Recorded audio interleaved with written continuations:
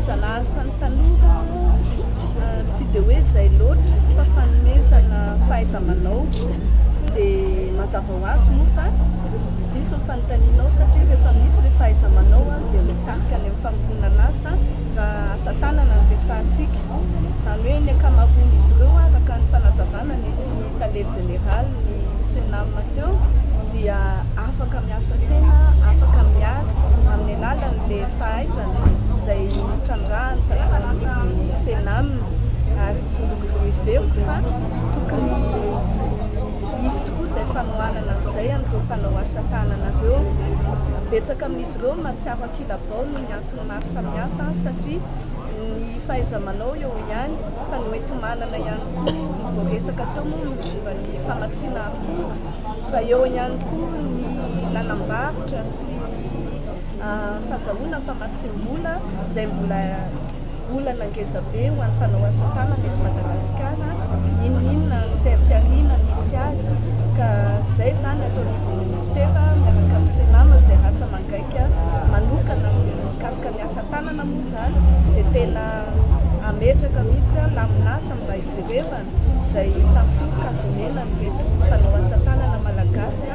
be finiavana, manana talenta ary tsy miravoravo tanana eo anatrehany olana isan-karazany.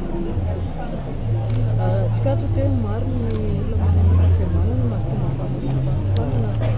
Dika ve izany hoe mimbona kokoa amin'ny fanomezana tantsoka amin'ireny ny ministera? Ny ministera izany dia mijery akaiky ny olona izay ao anaty fahasahiranana. Ny asa tanana moa matetika asa-tselika na fanampin'asa ataon'ny olona fa mikasika ny olona izay miaina ao anaty fahasembanana manokana izany dia fomba iray mba hanana zareo fahaleovan-tena rehefa manana ny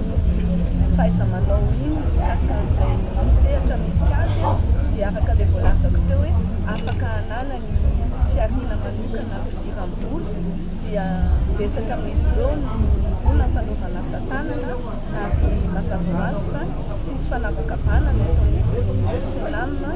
fa dia izay tonga rehetrarehetra dia izany omena ny fiofanana araka izay azo atao. Ny zavatra tiana marihana koa dia hitanareo fa maro ny tanora anatin'ireo mpihofanareo fa misy ihany koa ny olona efa zokonjokony entina ilazana hoe ny asa tanana malagasy dia mipita fa tsy maty ary anisany mba azontsika ireharehana satria betsaka ny firenena izay mampalahelo fa salovana ny asa tanana malagasy matetika zavatra vita aty Madagasikara vita amin'ny mpanao asa tanana malagasy dia salovan'ny sasany satria io koa izany mbola misy ezaka tokony ataontsika mikasika ny fiarovana ny fahaiza-manaontsika malagasy manodidina ny asa tanana.